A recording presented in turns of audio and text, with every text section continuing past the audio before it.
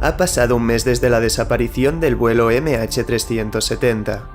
El gobierno malasio, con ayuda de una agencia de aviación australiana, está intentando esclarecer el lugar donde descansan los restos del avión que se desvaneció junto a sus 239 pasajeros. Y todo ello sin una caja negra que pueda dar las respuestas al enigma. Pero es precisamente esta búsqueda lo que hace que el FBI termine entrando en juego. Una mañana un agente recibe la llamada de su director, que le habla acerca del vuelo desaparecido. Al principio no entiende bien qué tiene que ver el FBI con un accidente aéreo que no estaba bajo jurisdicción estadounidense.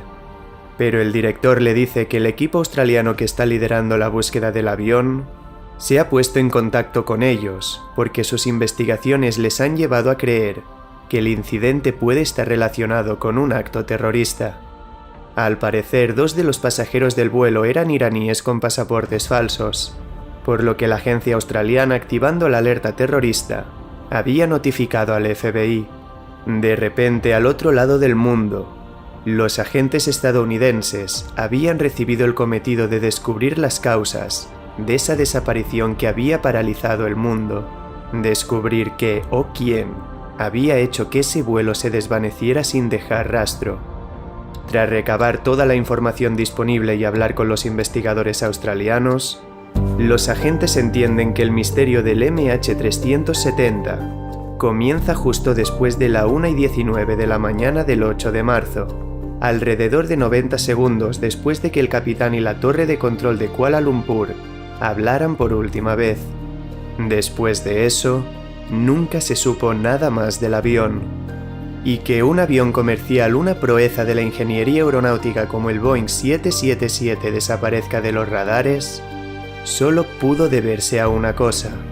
El transpondedor del MH370 tuvo que fallar o apagarse alrededor de la 1:21 de la mañana.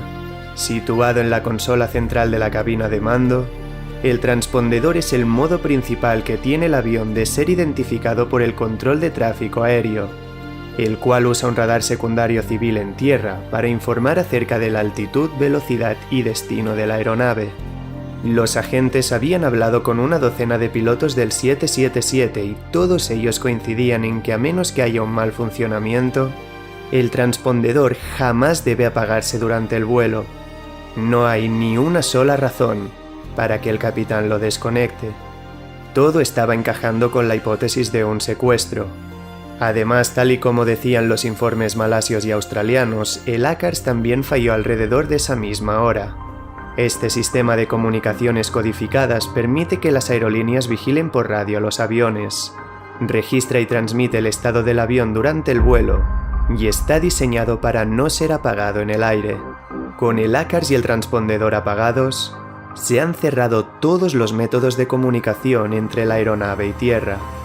Los expertos les dicen que solo personas instruidas podrían apagar estos sistemas, pero uno o varios terroristas entrenados sin duda podrían haberlo hecho. Y además, si alguien quisiera tomar el control del avión, esa zona gris, ese punto donde cambian 2 espacios aéreos, sería el lugar perfecto para hacerlo. Sin embargo, desde el primer momento, los agentes ven que hay cosas en la hipótesis terrorista que no encajan. En todos los secuestros de los que tenían registros, había habido tiempo para que desde la cabina los tripulantes enviaran una señal de socorro. En el MH370 no hubo ninguna. Simplemente se hizo el silencio. Y ninguna organización terrorista se había proclamado la autora. ¿Qué sentido tenía preparar un secuestro y estrellar un avión si después no iba a usarse para generar presiones o enviar un mensaje? El instinto les decía que estaban yendo en la dirección incorrecta, y bastó estudiar a las 2 personas sospechosas para darse cuenta de que no pertenecían a ninguna organización terrorista y que no tenían ningún antecedente. Solo eran 2 inmigrantes ilegales que seguramente solo estaban buscando asilo. La teoría del terrorismo no encajaba. Tenían que seguir investigando para esclarecer el motivo de la desaparición. Y analizando a todos y cada uno de los pasajeros creyendo que alguien debía haber tomado el control de la aeronave, el agente se topó con un perfil que llamó su atención. Entre los pasajeros había un ingeniero de vuelo, que por supuesto tendría los conocimientos para apagar los sistemas de comunicación. Pero su compañero le dice que estaban en las mismas. Nadie había entrado en la cabina. El agente le dijo que tal vez pudo hacerlo sin acceder al panel de control. Los agentes australianos les habían dicho que antes de apagarse, el ACARS había transmitido la señal de que había habido interferencias en el sistema de entretenimiento a bordo. ¿Y si aquello significaba que alguien entre los pasajeros se había conectado al sistema informático del avión y había tomado el control de los sistemas de comunicación? El agente estaba planteando la posibilidad de que el MH370 hubiera sido víctima de un hackeo, un reto de un programador que perdió el control de su broma, dejando a ciegas al avión e incluso alterando la información que los pilotos veían en la cabina. Sin embargo, los expertos en programación de la agencia les dicen que hackear el sistema informático de un avión es imposible, que están protegidos y que de ninguna forma podría accederse a los sistemas de comunicación a través del sistema de entretenimiento de los pasajeros. Ningún hacker podría apagar el transpondedor y el ACARS de una aeronave como el Boeing 777. Otra puerta, otra teoría para resolver el misterio, se estaba cerrando. En ese momento solo había una explicación a que esos dos sistemas de comunicación se apagaran. Los expertos les habían dicho que si se hubiera originado un incendio en el panel electrónico, justo debajo de donde se sientan los pilotos, el transpondedor y el ACARS habrían dejado de funcionar. Habiendo descartado el terrorismo y el hackeo, era la única opción que quedaba. Pero a pesar de las presiones para que cerraran la investigación desde el primer momento, el agente del FBI sentía que se estaban equivocando. De haber sido un incendio, el transpondedor y el ACARS se habrían desconectado a la vez, y ellos tenían información de que primero se apagó el transpondedor y un rato después, el ACARS. Aún así, el FBI quiso cerrar el caso, alegando que por motivos desconocidos un incendio se extendió por la cabina. Los sistemas de comunicación se incineraron, y después de que las mascarillas dieran un tiempo para respirar, el oxígeno se acabó y pasajeros y tripulantes murieron intoxicados, con el avión con todos muertos, estrellándose en el mar del sur de China a 700 km por hora. En teoría, ahí terminaba todo. Sin embargo, pocos días después, la investigación dio un vuelco. El agente recibió una llamada del investigador australiano que lideraba la búsqueda, que le dijo que acababan de descubrir que el avión cambió de rumbo después de desaparecer de los radares civiles. Al parecer, los radares militares habían detectado que justo después de cortar las comunicaciones, el avión alteró su ruta, regresando a la península de Malasia hasta perderse del alcance de los militares. El investigador australiano le dijo que habían estado buscando en el lugar incorrecto y que ellos tenían que reabrir el caso. Si hubiera sido un incendio, era imposible que el avión hubiera seguido volando todo ese tiempo que los radares militares habían detectado. La intuición del agente del FBI no lo había engañado. El caso, con esa alteración en el rumbo, cambiaba por completo.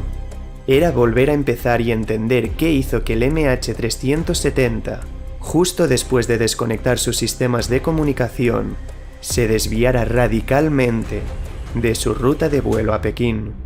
Pero por mucho que lo analizaran, nada tenía sentido. No era lógico que el piloto hubiera realizado ese giro, así que tal vez el paso natural era comprender qué podía llevar a un piloto con tanta experiencia a realizar acciones ilógicas. Y de entre todas las posibilidades, solo había una explicación completa, y esa era la privación de oxígeno. Tal vez el vuelo MH370 sufrió una avería que afectó a los sistemas de comunicación y también a los de presurización. Si hubiera habido un fallo en la presurización del fuselaje, estando a 30.000 pies de altitud no podrían haber recibido el suficiente oxígeno como para mantenerse conscientes. Tal vez los pilotos entraron en estado de hipoxia y sin oxígeno pudieron haber tomado decisiones sin sentido. La privación de oxígeno había sido la causa de muchos accidentes aéreos. Y quizás este era uno más en la lista. Con ese fallo en la presurización, las máscaras de oxígeno habrían caído para dar tiempo a los pilotos a descender a una altitud más respirable, pero en ese estado de hipoxia, quizás no reaccionaron como debieron hacerlo. Tal vez quedaron incapacitados y después de morir por asfixia, el avión siguió volando en línea recta hasta quedarse sin combustible, momento en el que se habría precipitado al mar. Por primera vez los agentes daban con una teoría que no dejaba cabos sueltos y que era perfectamente verosímil. Todo encajaba con las noticias que habían recibido de la agencia australiana. Parecía que la hipoxia era la explicación a la desaparición del vuelo MH370. Pero cuando todo estaba a punto de cerrarse, la historia volvió a dar un vuelco. En junio, el investigador australiano volvió a ponerse en contacto con el FBI. Había pasado algo que lo cambiaba todo de nuevo. Gracias a los datos satelitales habían descubierto que después de perderse de los radares militares, el avión no siguió en línea recta. Hubo más cambios de rumbo. Alguien estuvo pilotando ese avión mucho más tiempo del que creían, y la sangre de la gente se heló cuando escuchó que el avión estuvo volando con alguien a los mandos hasta las 8 de la mañana, más de 6 horas después de que se perdiera su pista. Cuando el mundo recibió la noticia de la desaparición, el avión seguía volando. En Australia estaban reiniciando la búsqueda en otra región y ellos en Estados Unidos debían centrar la investigación en el que con todos esos datos era el único sospechoso que quedaba, el capitán.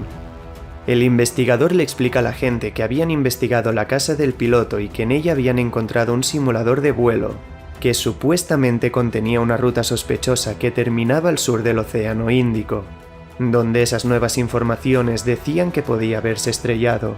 Podía ser una señal de premeditación, pero no era evidencia suficiente, y ellos estaban demasiado volcados en la búsqueda de los restos, así que necesitaban que ellos arrojaran luz sobre esa presunta criminalidad del capitán. El FBI reanuda la investigación, centrándose ahora en Zaharie Ahmad Shah, el piloto de 53 años que, contando con más de 18.000 horas de experiencia de vuelo, estaba a los mandos del MH370 esa fatídica noche. Los agentes ven que se trataba de un veterano de 30 años con un registro impecable.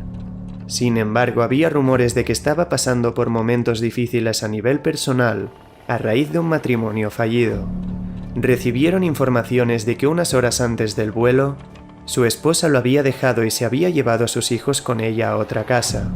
Estaban empezando a florecer las ideas acerca de que Zaharie pudo cometer un asesinato en masa, suicidándose y llevándose consigo a las 238 personas que había en ese avión. Al fin y al cabo, era la persona con más poder en esa aeronave. Sin embargo, la familia negó todos esos rumores sobre su esposa, diciendo que eran totalmente falsos. Los agentes dieron el beneficio de la duda, pero hubo un hecho que no se les escapó. Zaharie era un importante activista político, un partidario fuerte y familiar lejano del líder de la oposición Anwar Ibrahim, político malasio que el viernes 7 de marzo, en un juicio con presuntas motivaciones políticas, fue condenado a 5 años de cárcel por el delito de sodomía. Se rumoreaba que Zaharie, unas horas antes de pilotar el MH370, había estado en el juzgado de Kuala Lumpur para el veredicto, algo que alimentó las sospechas de que secuestrara el avión para pedir su liberación, pero que terminó perdiéndose en el océano y condenando a las personas en el interior del avión. Sin embargo, los agentes creen que es ridículo que en un lapso de menos de 5 horas, Zaharie tomara la decisión de secuestrar el vuelo. No había ningún indicio más allá de esos rumores, elucubraciones de la prensa y presuntos indicadores de estrés en su voz para determinar que Zaharie fuera culpable, hasta que de nuevo, un descubrimiento lo cambió todo. Más de un año después de la desaparición, en julio de 2015, aparecieron los primeros restos del avión. a 4.000 kilómetros de la zona donde presuntamente se estrelló.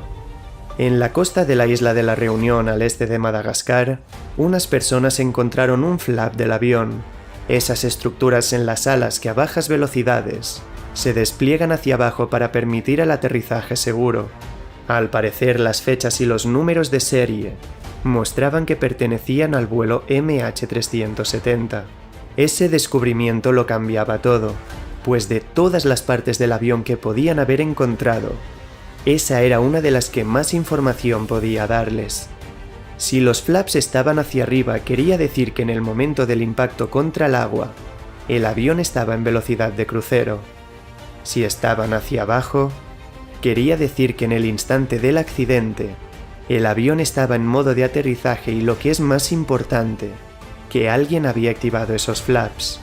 No pueden extenderse por sí solos, no es un proceso automático. Alguien tiene que activar su bajada. Y finalmente el análisis forense determina que el avión cuando colisionó contra el agua, lo hizo a baja velocidad. Los flaps estaban en posición de aterrizaje y no había ninguna señal de incendio. No se estrelló contra el mar como la teoría de la hipoxia predecía. Alguien al final del vuelo, 6 horas después de desaparecer, estaba controlando el avión. Este hallazgo ponía a Zahari aún más en el punto de mira. Tenían la evidencia de que una persona estuvo a los mandos del avión hasta el último momento. Los agentes ya no tenían nada más en lo que aferrarse.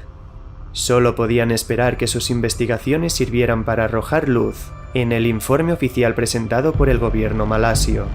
Pero cuando en 2018 publicaron el reporte oficial, no ofrecieron ninguna respuesta. 4 años desde el incidente, cientos de millones de dólares gastados, y era como si no hubieran intentado nada, solo las mismas conjeturas que se sabían en 2014. Los familiares de las víctimas no obtuvieron ninguna respuesta, y los agentes vieron como todo su trabajo había sido totalmente ignorado por un gobierno que era evidente que estaba ocultando algo. Ya no había ninguna duda de que esa desaparición iba mucho más allá de un misterio de la aviación.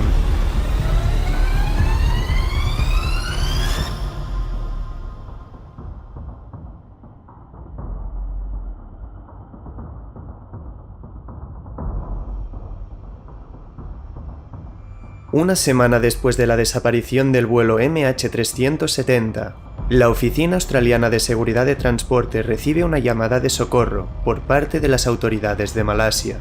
Tras 7 días de búsqueda en el mar del sur de China, no han encontrado absolutamente nada.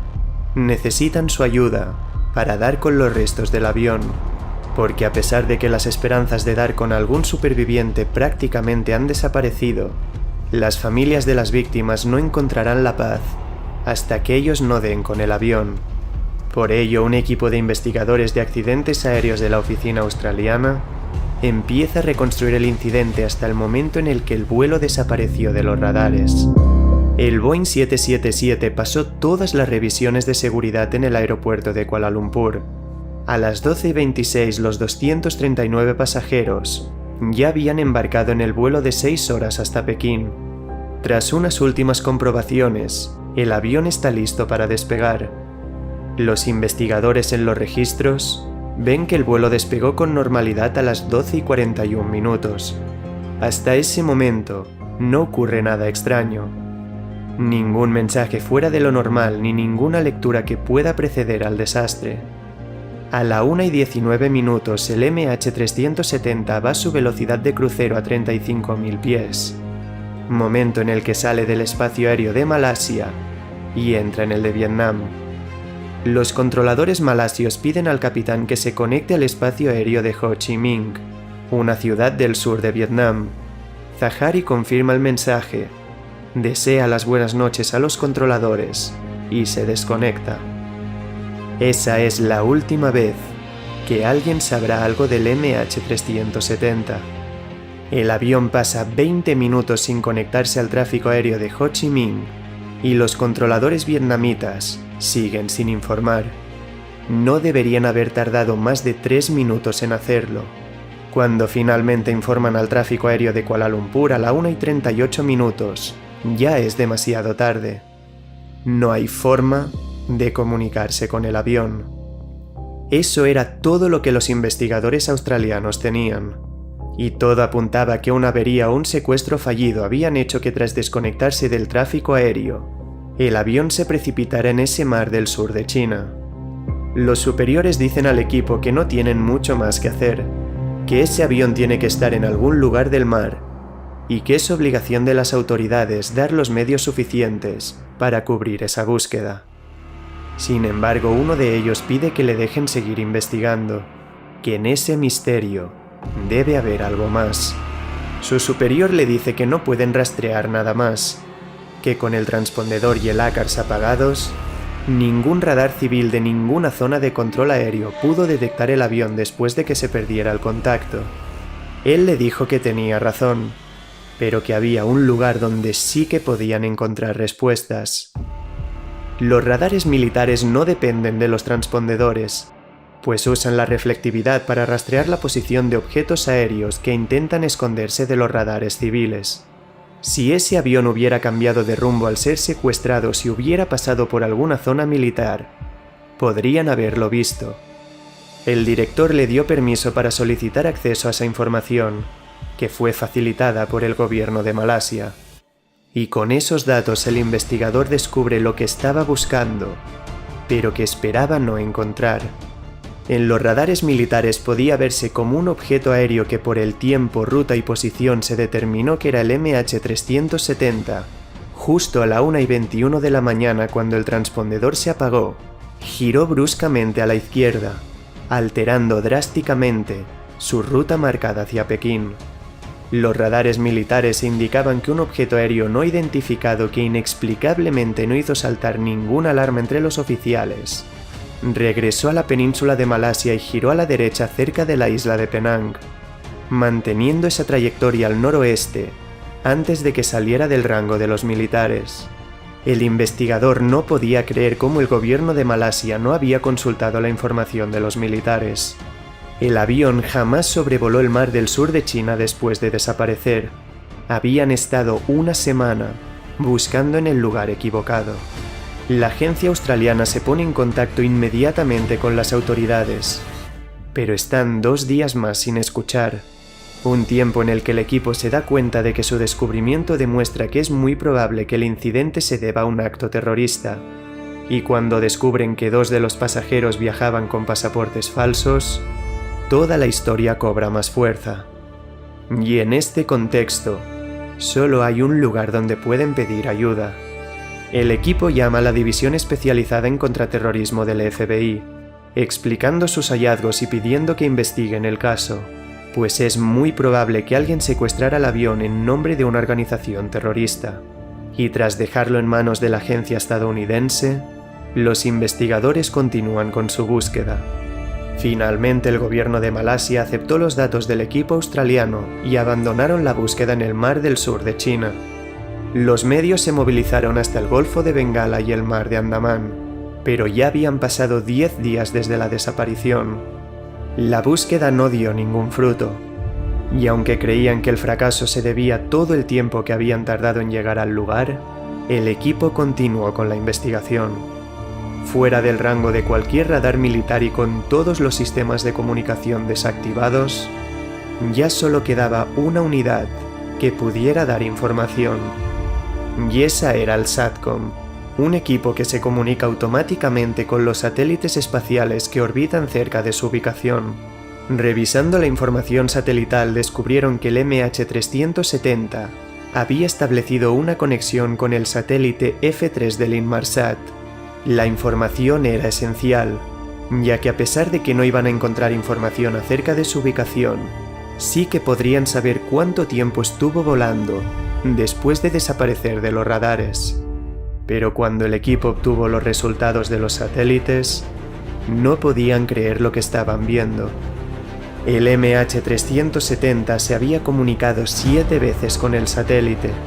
Eso significaba que estuvo volando al menos 7 horas después de perder contacto con Tierra. Toda la investigación acababa de cambiar, El avión estableció un último contacto a las 8:19 de la mañana. Después de esa hora, ya no había nada. Cuando las noticias del avión desaparecido estaban expandiéndose por el mundo, el MH370 seguía en el aire, perdido en algún lugar del Océano Índico. Ante esta situación, el equipo debió rehacer toda la búsqueda. Establecieron 7 arcos, uno por cada intento de comunicación, y aunque esos datos no daban información de la ubicación de la aeronave, pudieron marcar una región probable en el último arco. Pero aún así, era una zona de 120.000 kilómetros cuadrados. En el equipo empezaba a hablarse del posible papel del capitán en aquel suceso, pues todo parecía indicar que alguien estuvo pilotando ese avión hasta las 8 de la mañana. Y todas esas sospechas se hicieron más fuertes cuando en casa del piloto se encontró un simulador de vuelo que presuntamente contenía una sospechosa ruta hacia el sur del Océano Índico, el lugar donde la información satelital indicaba que podía haber volado el avión en esas últimas horas. Aquello ya era suficiente como para que tuvieran que informar al FBI, pues sabían que estaban a punto de cerrar el caso, alegando que la privación de oxígeno por una despresurización fue la causa del incidente. Tenían que pedirles que centraran su investigación en el capitán, viendo si podía existir algún motivo para que cometiera un asesinato en masa. Después de dejarlo en manos de los agentes, el equipo siguió de cerca la búsqueda de los restos del avión en esa zona del océano. Su primer ministro Tony Abbott ya hablaba de ella como la más difícil en la historia de la humanidad. Un presagio del fracaso con el que se iban a topar. Pasaron los meses y no encontraron nada, hasta que en julio de 2015, más de un año después, el equipo escuchó que habían encontrado un flap del ala del avión en una isla de Madagascar. Era el primer avance que habían logrado en meses y una clave para determinar la supuesta autoría del capitán. Así que, de nuevo, el investigador habló con el FBI para que sus forenses analizaran ese resto de la aeronave, que tanta información podía dar acerca de si hubo alguien controlando el avión hasta ese último contacto a las 8 de la mañana. Tantos meses después parecía que la esperanza regresaba, pero solo fue un espejismo. Desde entonces, no hubo ningún descubrimiento relevante más. Y finalmente, en 2018, 4 años después del incidente, el gobierno de Malasia presentó el reporte oficial, donde no daban ninguna respuesta. La investigación estaba cerrada. El equipo vio que todo su esfuerzo no había servido para que los familiares de las víctimas encontraran la paz, sabiendo dónde descansaban sus seres queridos. Y no tuvieron ninguna duda que desde esa noche de marzo de 2014, las autoridades habían estado escondiendo la verdad. En esas horas que decidieron el destino de esas 239 personas a bordo de la aeronave, estaban las respuestas al mayor misterio de la aviación.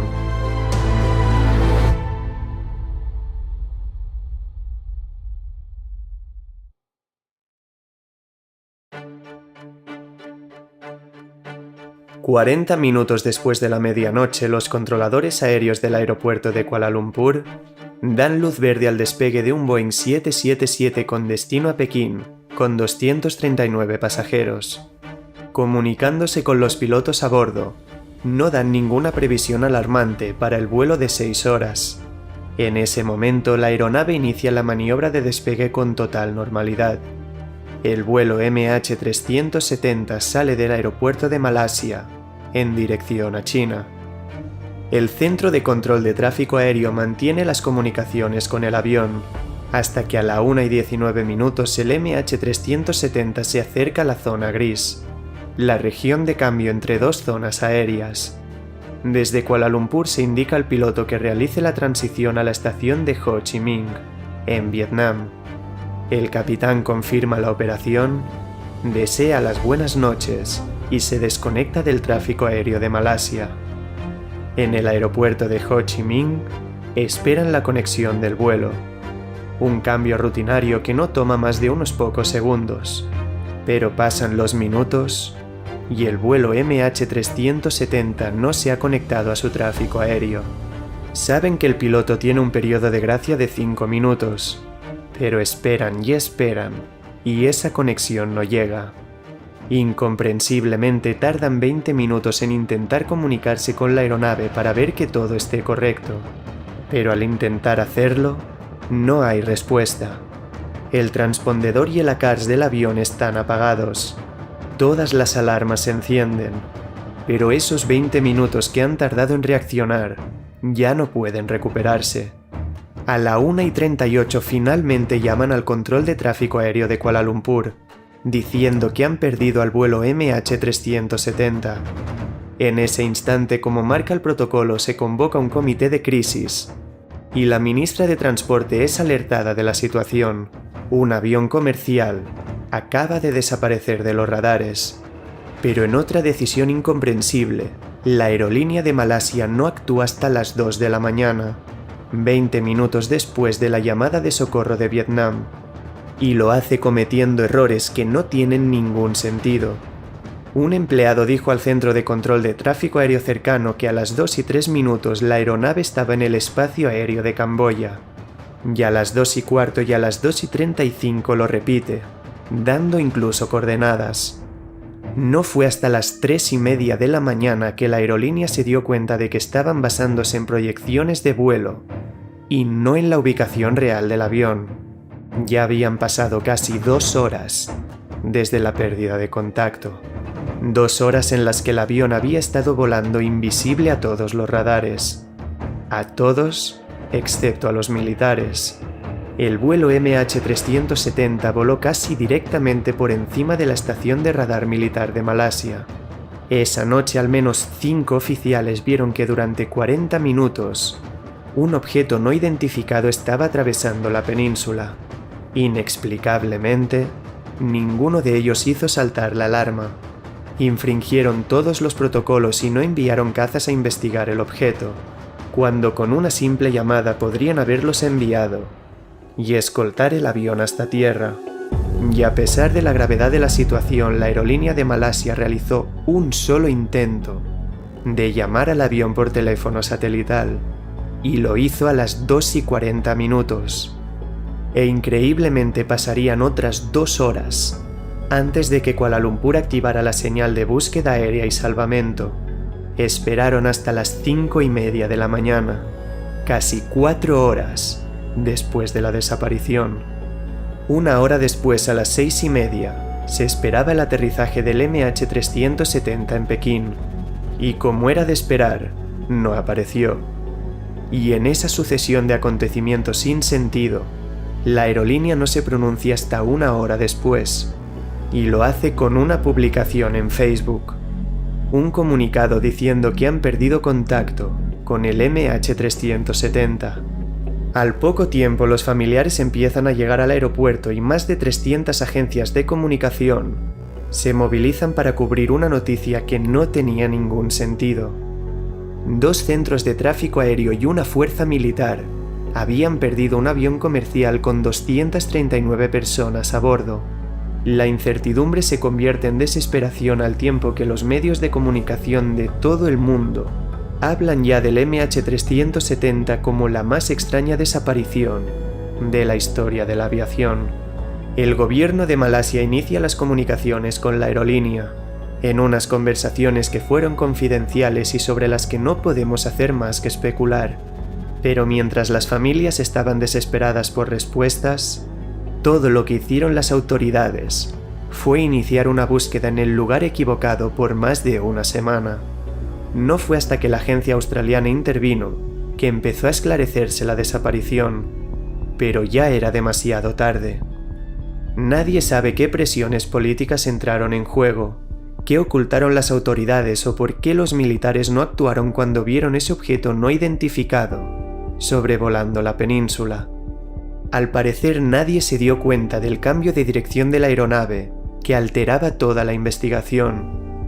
Una investigación que se alargó meses y años, hasta que en 2018, y desestimando prácticamente todos los avances realizados por los investigadores australianos y el FBI, el gobierno de Malasia cerró el caso en una rueda de prensa considerada por muchos como un despropósito, presentaron un reporte oficial que no daba ninguna respuesta. Todo lo que obtuvieron esas familias, que rezaban por saber por fin dónde descansaban sus seres queridos después de 4 años, fue un mensaje de la ministra diciendo que a pesar de que se cometieron pequeños errores en el manejo de la crisis, estos se solucionaron rápidamente y que gestionaron el suceso extremadamente bien. Y han mantenido este discurso hasta el día de hoy, porque a pesar del esfuerzo de aquellos que dedicaron parte de su vida a dar esperanza a los miles de familiares que no saben qué fue de sus seres queridos, hay quienes no quieren que el misterio se resuelva. Esa es la frustración.